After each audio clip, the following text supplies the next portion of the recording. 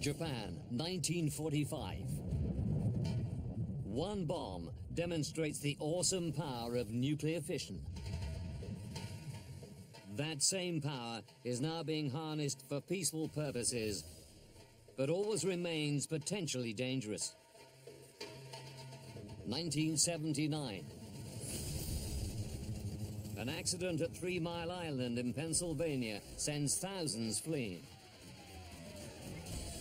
1986. An explosion and full meltdown at Chernobyl in Ukraine causes panic across Europe. Nuclear plants worldwide were supposed to be getting safer. But in 2011, the Fukushima nuclear facility is first rocked by an earthquake. Then, a massive tsunami.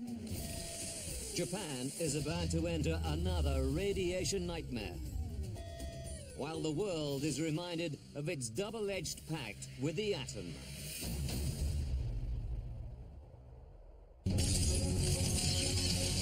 Disasters don't just happen. They're triggered by a chain of critical events. Unravel the clues and count down those final seconds from disaster.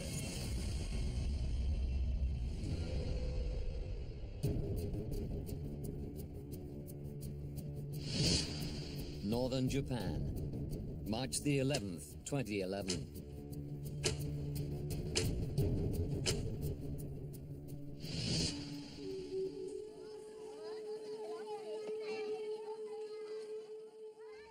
Kindergarten teacher Eriko Horiyuchi is in class.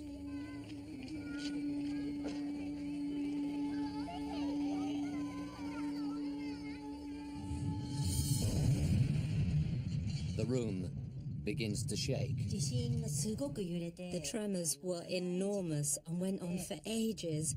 Stuff had been thrown all over the room. I really thought the building might cave in on me. She has to act quickly, but calmly. I ducked under the desk along with the children and just monitored the situation. The earthquake continues for 5 minutes. It's felt 230 kilometers away in Tokyo. Eriko's actions ensure the children are safe. The kids had all done the disaster drills, and they did what the teachers told them to do, and so it all went to plan on the day.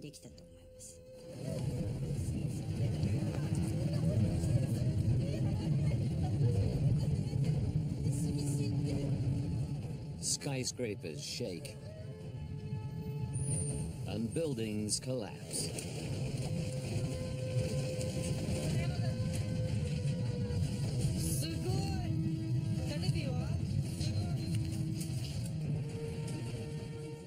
The Japanese Meteorological Agency measures the quake at magnitude 9.0.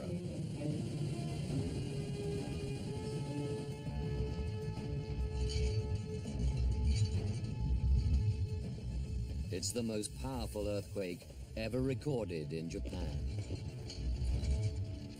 Even though the epicenter is 130 kilometers out to sea, the first news pictures show widespread devastation throughout the north of the country.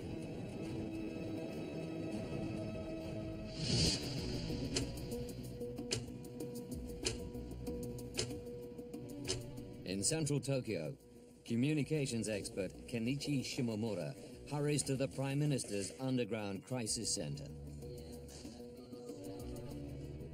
The quake is so big, it's clear there's going to be a serious humanitarian disaster. The government hastily convenes an emergency meeting. Because of the enormity of the disaster, my instinct was that the central government had to take its own initiative to act, rather than waiting for local governments.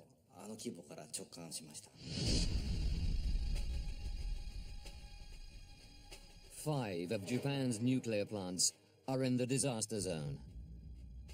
Fukushima is the largest, providing enough energy to power every home in Tokyo.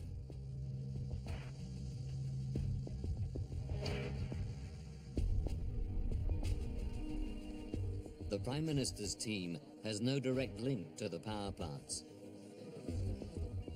All information from the plant operator, TEPCO, filters through the government's nuclear regulator, run by Yoshinori Moriyama. Right after the earthquake, we received news from the Fukushima nuclear plant that mains power was lost.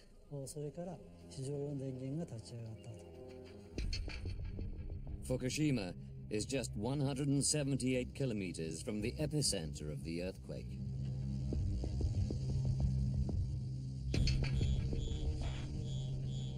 At the first sign of tremors, the plant goes into scram mode. A controlled shutdown is underway. The power station appears to have suffered only minor damage.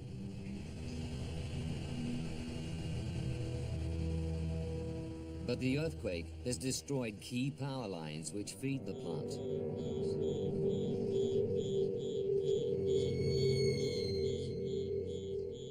Emergency power sources kick in, so the plant can continue to shut down safely.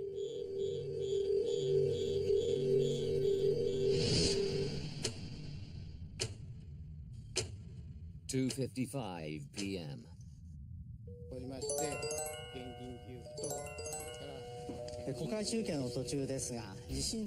A tsunami warning is broadcast to the nation. All of the northern Pacific Ocean is now on alert, including the Fukushima power station.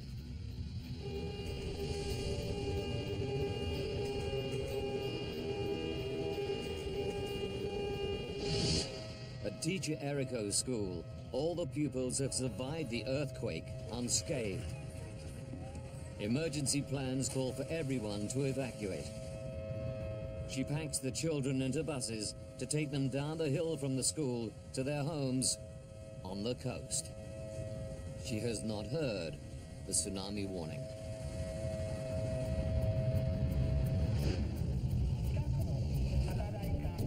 At Fukushima, the workers are also evacuated. A core team, the Fukushima 50, remain behind to ride out the tsunami.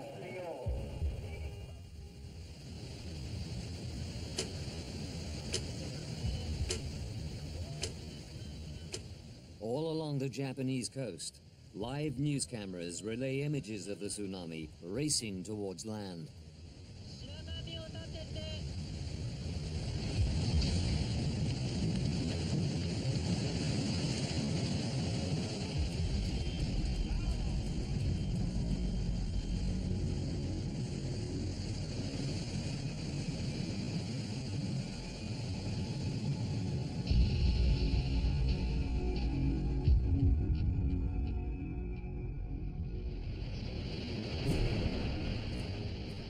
The Fukushima power station bears the full force of the tsunami. The site begins to flood.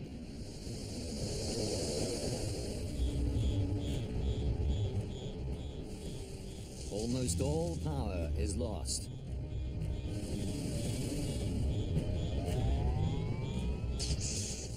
Two workers assessing damage in the basements are killed instantly.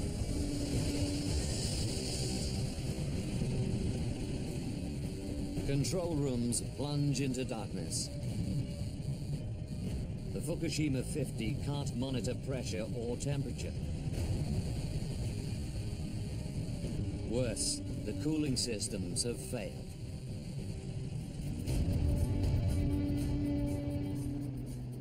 Teacher Eriko is worried. She may have sent the children to their deaths. The bus route was along the coastline, so I was worried sick that it might have been washed away by the tsunami.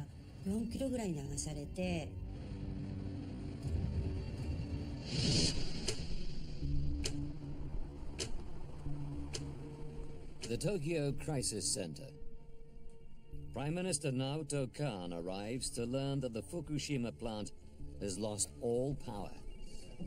どんな具合でしょうか。そうですね。今福島のこの原子力発電所に電源を失ってしまいまして。 Nuclear experts are drafted in to brief the Prime Minister.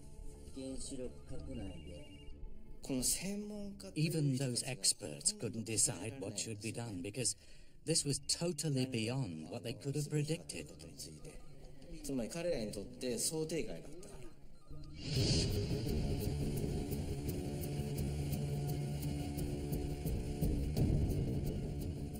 Plant managers are desperate to cool their nuclear reactors. They need power. 電源車を集めると。 We needed to deploy mobile generators. That was our last resort.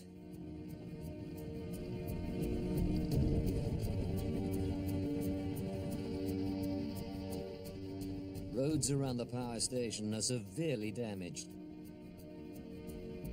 Transporting the generators is almost impossible.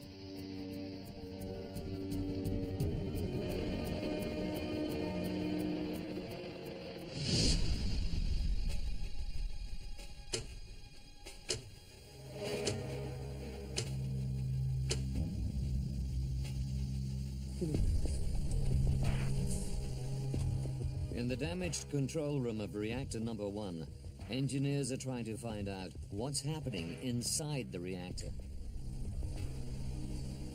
They resort to using battery packs and car batteries to power up instruments to take key readings. The radiation levels are beginning to rise. The Fukushima 50 don radiation suits and respirators to protect themselves.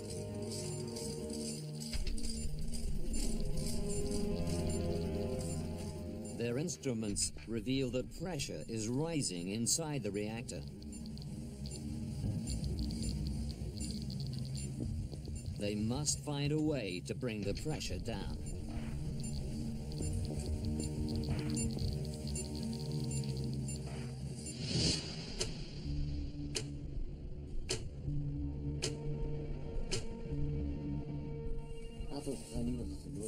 The news is relayed to the Prime Minister.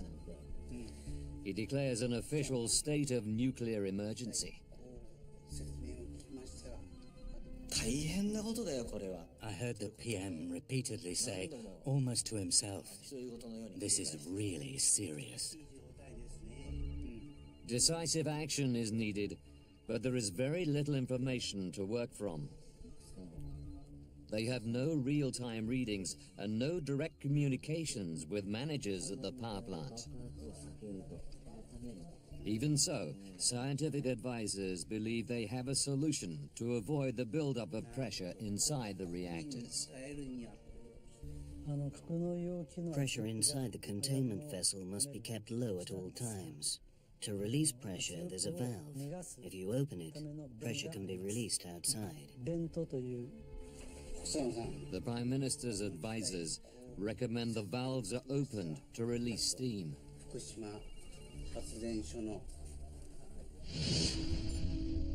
At the plant, senior managers oppose the plan.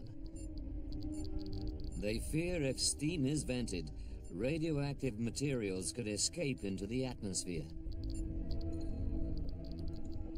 But under orders, the Fukushima 50 tried to locate the safety valves. With only torches to guide them, finding the valves is no easy task. And handheld Geiger counters reveal radiation levels are rising. It might be because the reactor itself cracked during the earthquake.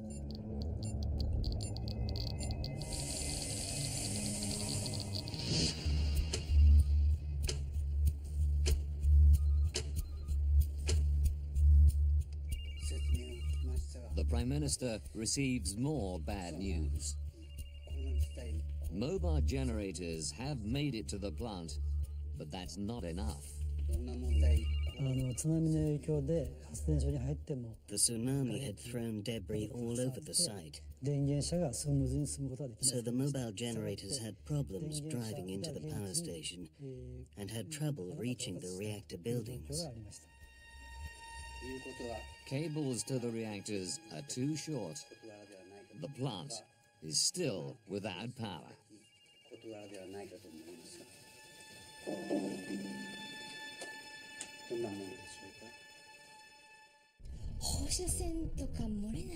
Eight kilometers from the Fukushima plant, Eriko Horiyuchi and her husband are getting anxious. There were rumors about radiation leaking and that the power station was in trouble. From then on, I started to feel uneasy. Local officials will not confirm the reports. Eriko's Swiss husband, Dominique, uncovers information through international news agencies. I still had contact to the internet, and I started reading foreign papers, and they were a little bit more explicit about the disaster. Then my wife told me that somebody was whispering about a problem at the power plant, and then we decided to leave early in the morning.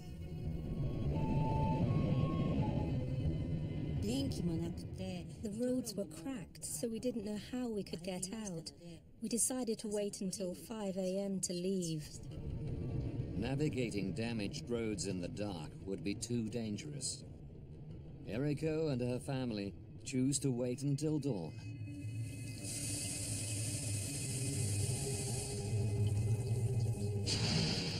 At the Fukushima plant, pressure inside reactor number 1 has now risen so high, the workers fear the reactor could explode. But they still haven't managed to locate key pressure release valves.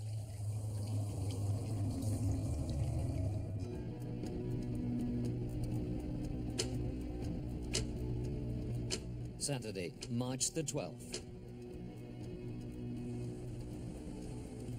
At their home, 8 kilometers from the Fukushima nuclear plant, Eriko and her husband evacuate.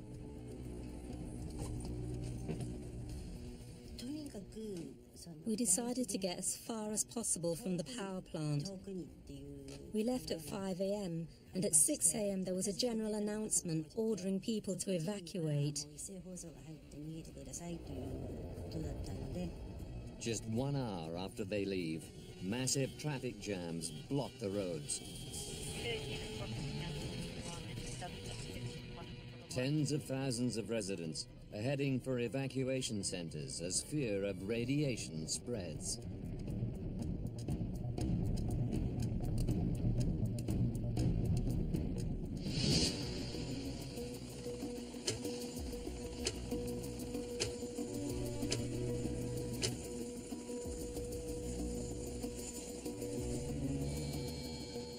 Frustrated by poor communication with the power station, Prime Minister Khan decides to visit the plant in person.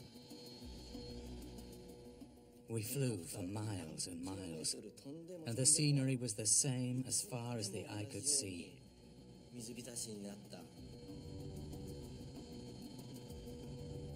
The land was covered with seawater. We couldn't tell where land ended and where the sea began.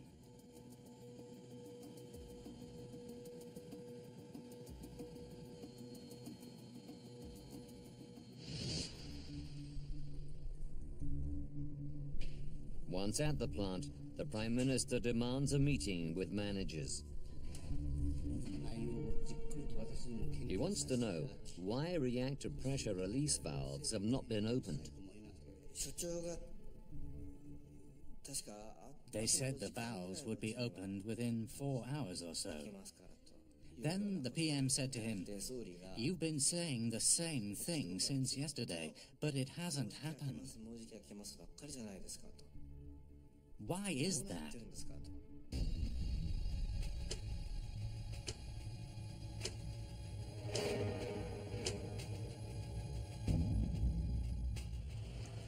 Finding the correct valves in the dark with soaring radiation levels is highly dangerous. One worker has already been taken to hospital, suffering from high exposure to radiation. And when they do find the valves, the loss of power makes them extremely hard to open. They are usually operated by heavy machinery running off mains power. The Fukushima 50 must try to do the job with car batteries and brute strength.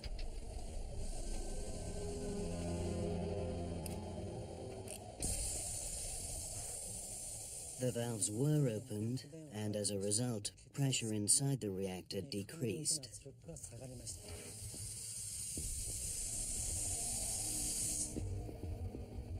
Plant managers now believe that reactor number 1 will be safe until they can connect mains power and begin cooling again. But radiation levels on the site are rising.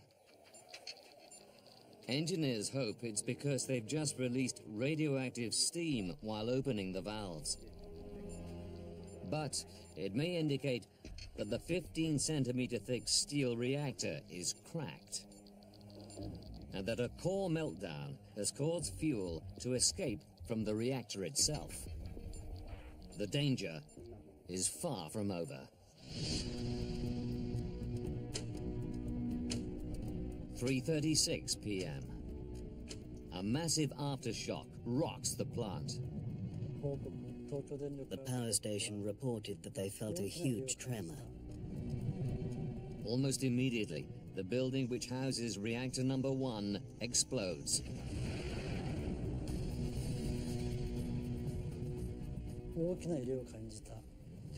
A cloud of white smoke was seen, and radiation levels increased dramatically.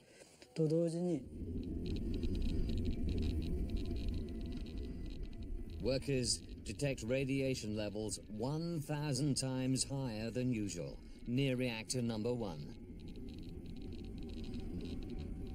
It could be another sign that the reactor itself is damaged and leaking. And other reactors are also showing signs of strain. We realized there was damage to other reactor units. The first, second, and third units were all in serious conditions.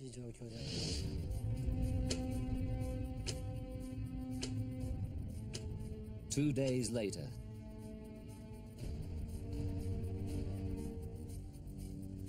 an even larger explosion blows the building that houses reactor number 3 apart.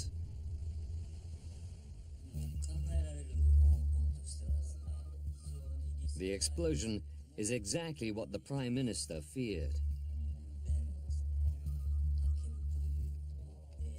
I had a feeling of despair. The Prime Minister raised his voice at the experts and said, "You all assured me an explosion was not going to happen. Why did it happen?" He fears a catastrophic dispersal of radiation, a fear shared by the rest of the world as they follow events live on television. Within hours, radiation levels at the plant begin to climb even higher. The Fukushima 50 still have no control over the reactors.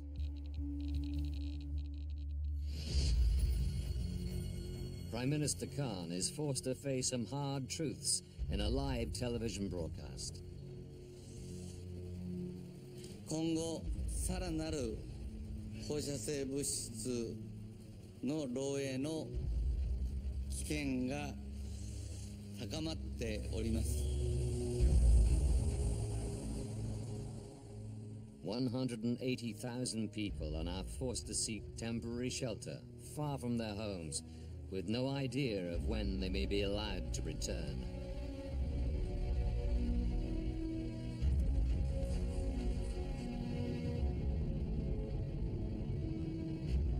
Eriko is now 80 kilometers from the power plant.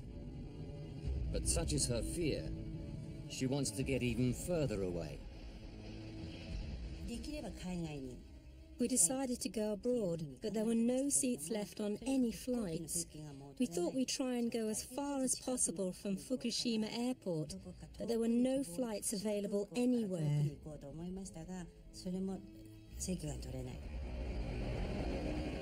Eriko and her family are forced to stay where they are and take their chances with the radiation.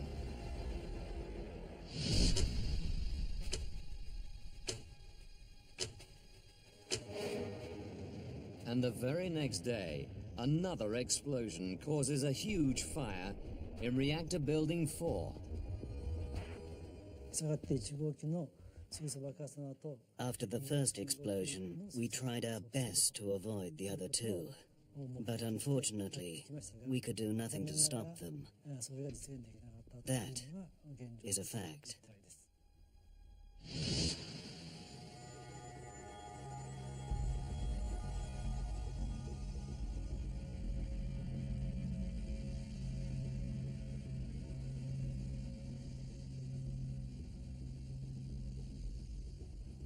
When the fire dies down, steam seen rising from building number 4 suggests spent fuel rods in open cooling pools may have overheated, leading to yet more radiation leakage.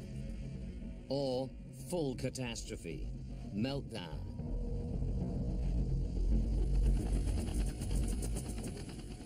Plant managers need to flood the rods with water to cool them. Chinook helicopters are drafted in to dump water from the air. They use seawater, which will corrode machinery and disable the reactors forever. But high winds make it impossible to direct the water efficiently. And radiation levels above the site are so high, the efforts must be abandoned.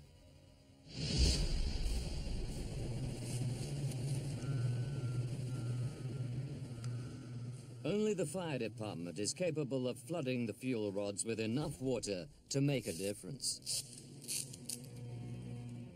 Ichiro Suzu is diverted from tsunami relief duties to lead an elite team of firefighters.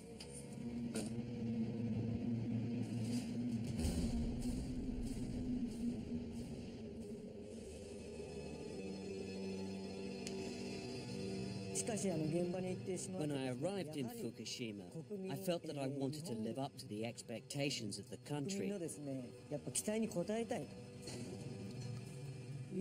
At the entrance, it was eerily silent.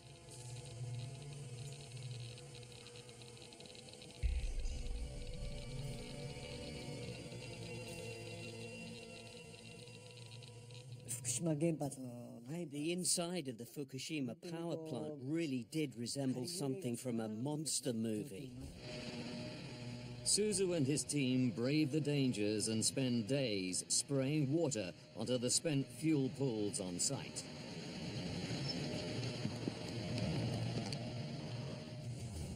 He wears 2 radiation suits to protect him from fallout. I was wearing these protective suits for 7 hours and it was excruciatingly hot. So hot that the sweat was dripping out of the filter in the breathing mask onto the ground. It was hell. I couldn't drink any water or go to the toilet. It was incredibly stressful. While Ichiro Suzu and his team struggle to maintain control at Fukushima, the water they spray onto the plant is washing radiation into the ocean.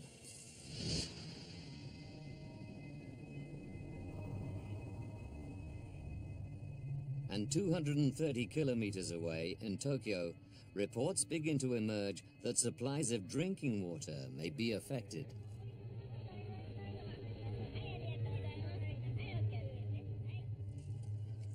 The Prime Minister must now consider increasing the evacuation zone to 250 kilometers. It would mean ordering 30 million people, including the whole of Tokyo, to abandon their homes. This would be an unprecedented decision, one that no government has made in modern history. It takes more than 2 weeks to restore power to the plant. But it's far too late to stop the disaster, and radiation continues to leak from the reactors. Japan and the world are desperate to know what is happening inside the plant. And what went so disastrously wrong at Fukushima?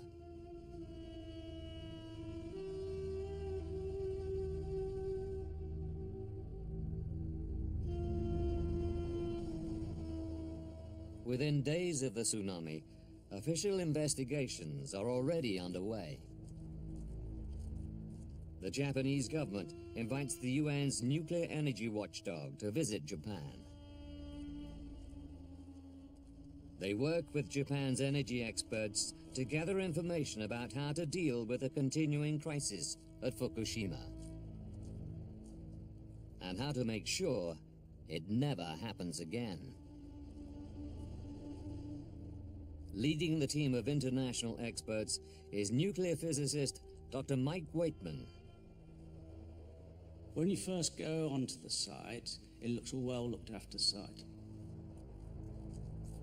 And then you stop and look at the reactor buildings, and you don't get that sort of sense of the utter devastation that occurred across the site just by looking at pictures. 3 of the 6 reactors at Fukushima are now beyond repair. But like all nuclear plants, Fukushima was designed with safety at its core. The threat of accidents like 3 Mile Island and Chernobyl are ever present. And in Japan, earthquakes and tsunamis are a constant threat. At Fukushima, seawalls protect the plant from tsunami waves. And reactors are dug deep into hard rock to protect them from earthquake damage. As a fail-safe, emergency generators are ready to keep the site running if power should be cut. But none of these safety measures were enough to protect Fukushima. Now, by rewinding the events of that day and digging deep into the investigations that followed, we can reveal how, with all their preparation for just this kind of incident, this disaster could have happened.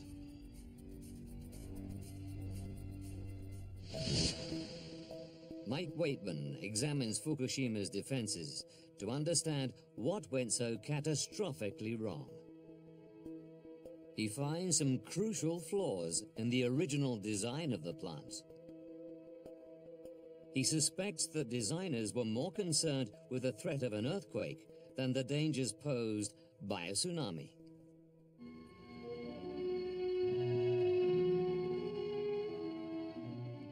When reactors 1 to 4 were laid out in the 1960s, engineers lowered the land on which the site was built by 25 meters. This allowed them to anchor reactor buildings into the bedrock beneath the plant.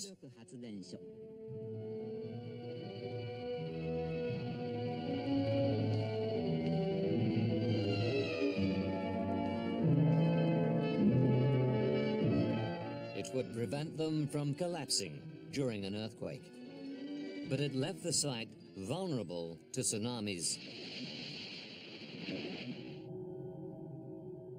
To protect against the threat, seawalls were built surrounding the site. They would repel waves up to almost 6 meters high. But evidence shows the tsunami waves wash over these walls with ease.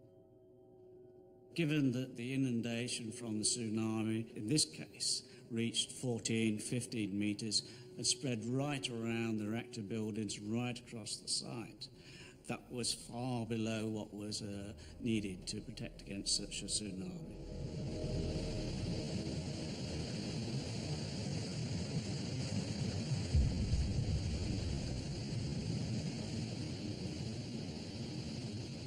A worker records the moment of impact on video. Another takes photographs as water floods the plant in a succession of waves.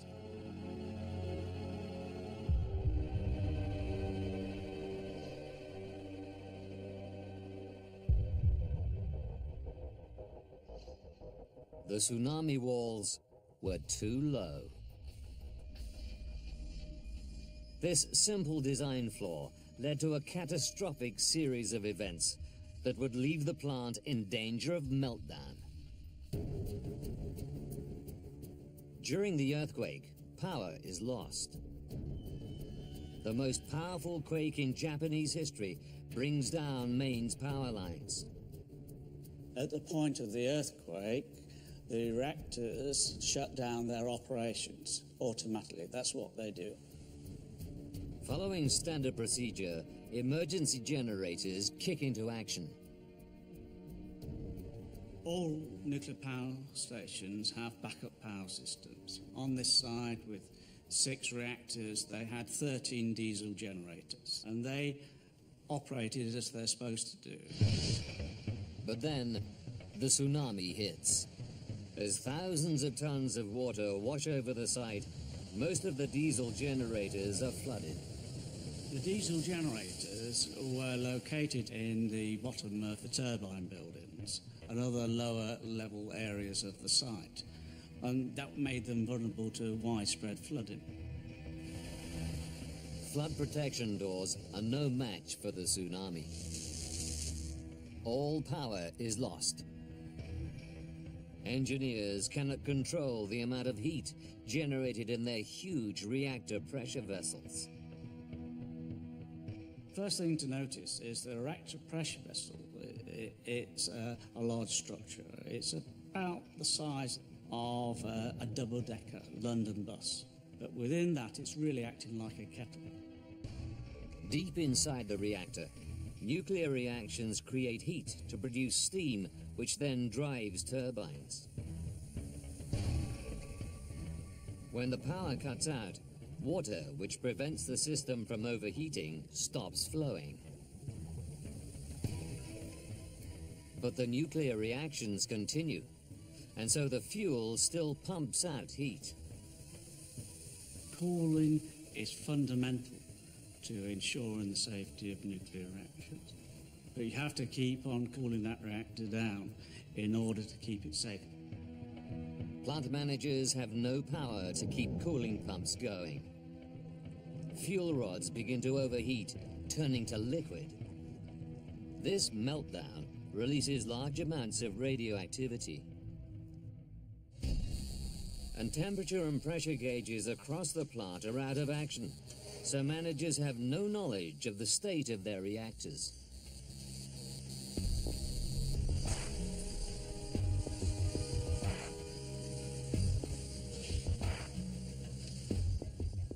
They must improvise an emergency response. Even when we were there 10 weeks later, the number of cars that were just strewn around the site was quite enormous.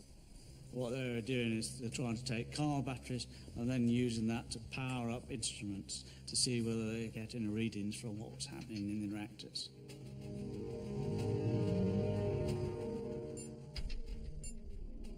Using car batteries gives engineers momentary snapshots of the state of their reactors.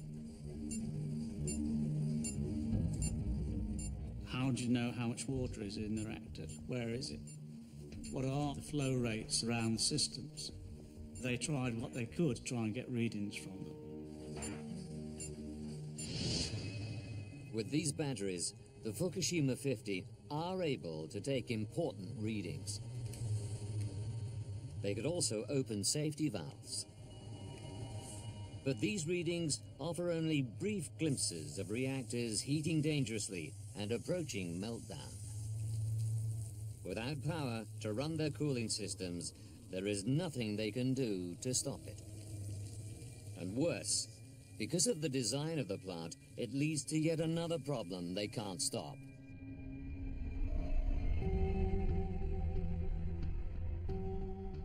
Waitman believes that the outdated design of the reactors themselves led directly to the 3 explosions on site.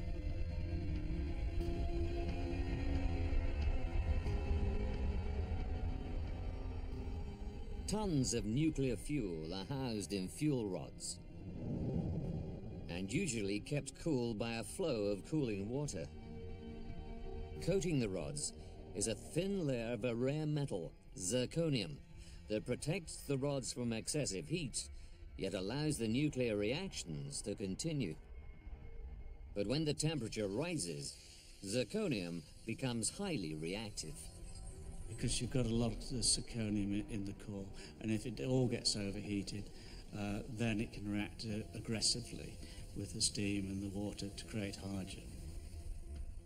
Estimates show that temperatures reach as high as 2,800 degrees Celsius inside the reactor. Easily high enough to trigger the reaction between zirconium and steam.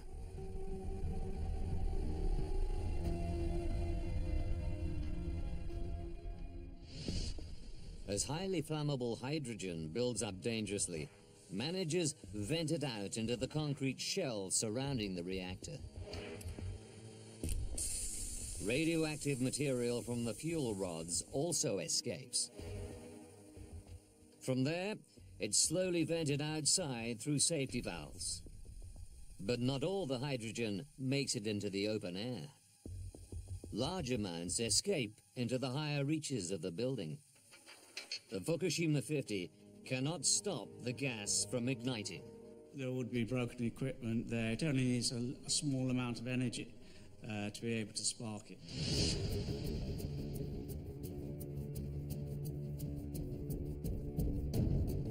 The hydrogen buildup causes two massive explosions in reactors 1 and 3 and a devastating fire in Unit 4.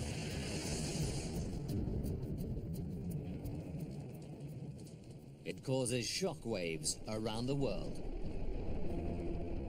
Japan's nuclear crisis is now officially on the same level as the Chernobyl upgrade disaster. the severity of the nuclear Instead, to voices from abroad, to nuclear experts in Europe who think the Japanese may have lost control. Comparisons drawn to the Chernobyl nuclear explosion. Far more serious than they first told the rest of the world. Panic about the extent of radiation spreads as comparisons with Chernobyl bring back memories of radioactive fallout on a global scale.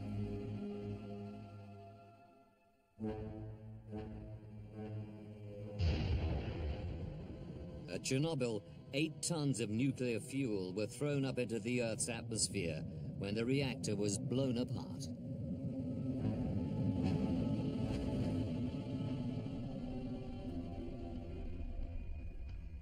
Mike Wakeman reassesses the extent of radiation released at Fukushima to see how it compares to the Chernobyl incident.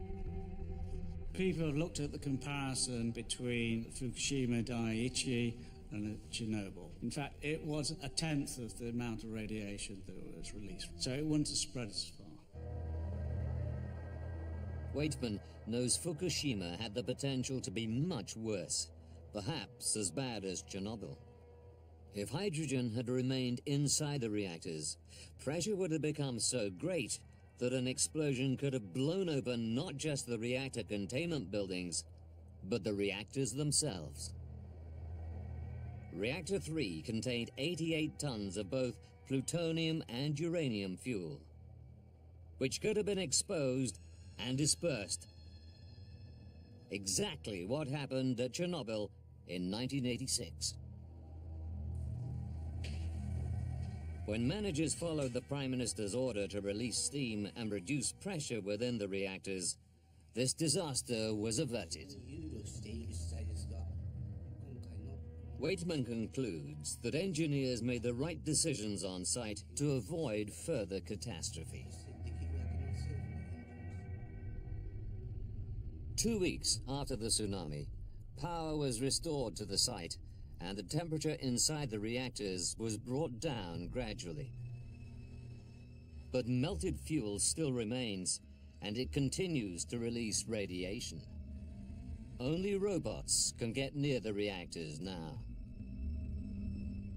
It could be a decade before investigators can look into the reactors safely and analyze precisely how core meltdown led to such a substantial release of radiation.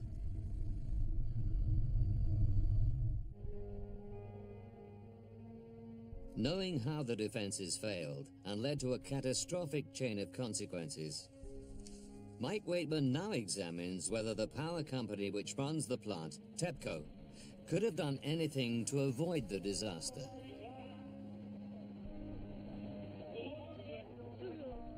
He believes they may have been negligent in the run-up to the tsunami.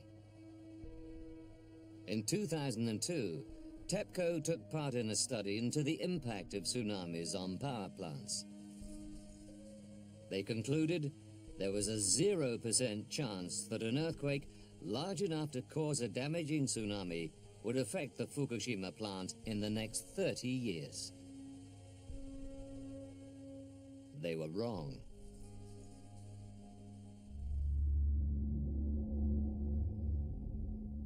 They didn't address tsunami hazards sufficiently well. You must not underestimate rare natural events, and you must take those into account in your design. TEPCO say they had taken appropriate safety measures, taking account of all known information. But they say the scale of the tsunami was beyond anything they could have foreseen, and that since the incident, they've done everything possible to stabilize their reactors.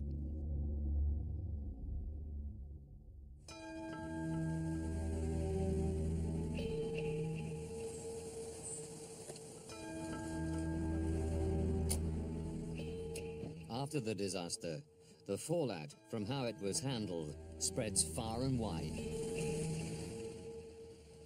Residents like Eriko believe they were told too little, too late about the potential dangers caused by the explosions. They blame both the power company TEPCO and the government. There was absolutely no information about radiation. The only information we were getting was about expanding the evacuation zone.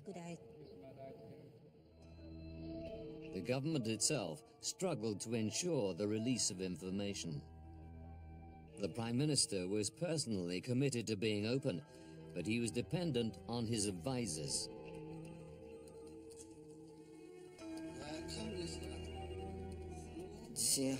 Immediately after the incident, the PM asked the experts, "What do you think is going to happen to Fukushima next?" None of the experts could give clear answers. The only thing they confidently said was, a hydrogen explosion is not going to happen due to its design. We thought, if we cannot believe what they say, what can we really believe?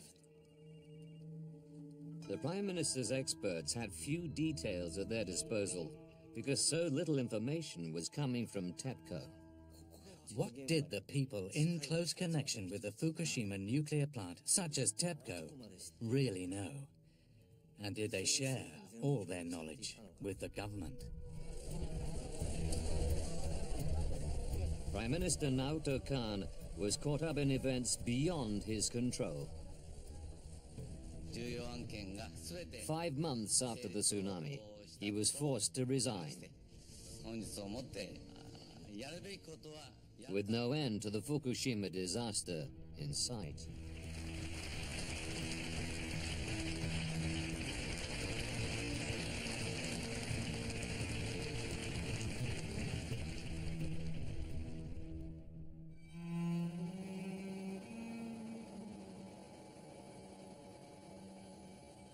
At the plant, the reactors are being brought into cold shutdown. But they continue to be dangerously radioactive.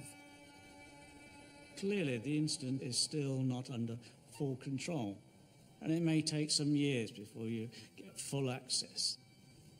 Despite that, we know enough to move forward as a world community to learn lessons from Fukushima. Some nations have decided there is only one lesson to learn. In May 2011, 2 months after the disaster, Germany decided to halt its nuclear power program and focus its finances on research into renewable energy sources. Switzerland and Italy have followed suit. Japan relies on nuclear power for 30% of its energy use. With no power being generated at Fukushima, Tokyo is experiencing regular power shortages. The new Prime Minister is committed to continuing the country's nuclear program. At Fukushima, the workers who stayed to wrestle control of the plant and firemen like Ichiro Suzu, the true heroes of this event, have been given the all-clear from medics. But again, it may take some years before the full consequences are known. Teacher Eriko never made it further than the airport. She's now living in a flat with her family, some 80 kilometers from the plant.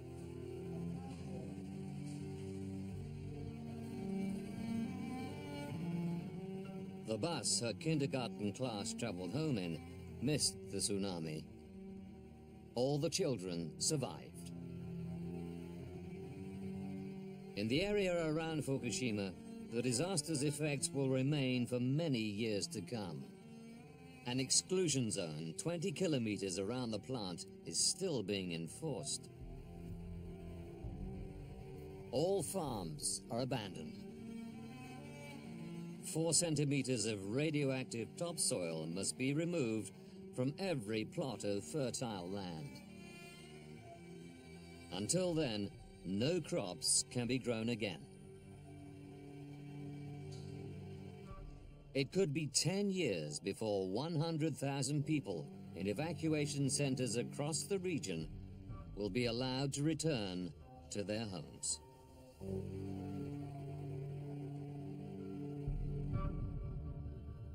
Did Da Vinci embed a hidden code in the Mona Lisa? Find out in a brand new series of Ancient X-Files starting tomorrow night at 9.